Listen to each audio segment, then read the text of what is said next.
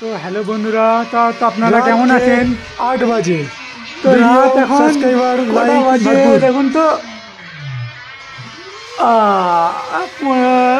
7টা বাজে। তো সাইফ ভাই আমাদের কাজ করছে এখন। সাইফ ভাই কি খবর, কি হচ্ছে এখন, কাজ করছো কি ব্যাপার? ফোকাস ফোকাস কি ফোকাস দেখাচ্ছে এটা তুমি? আরে কি কি করছে সাইফ ভাই এটা? খুখার।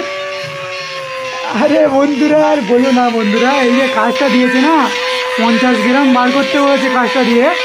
তো 50 গ্রাম থেকে আমাদের 500 মিলি হাতলাস হবে আর খদ্দেরের বাপ ভরে যাবে। এই ব্যাপার বন্ধুরা, বুঝতে পেরেছি তো? ফাইভ ভাইয়ের আগে ওই জন্য কাজটাকে এমন করে খুব করছে। আর কি গান শুনছো এটা? Pikachu? No sponge Umaira kids Umaira. I love you too. ये देखो कितना ग्राम का है, देखो कितना ग्राम का है। सब दिखाऊंगा। क्या कितना ग्राम है? दिखाता हूँ तुम लोगों को, रुको। कितना ग्राम निकला इसमें से पूरा लिटरली। और मैं अभी ड्राई फ्रूट खा रहा था।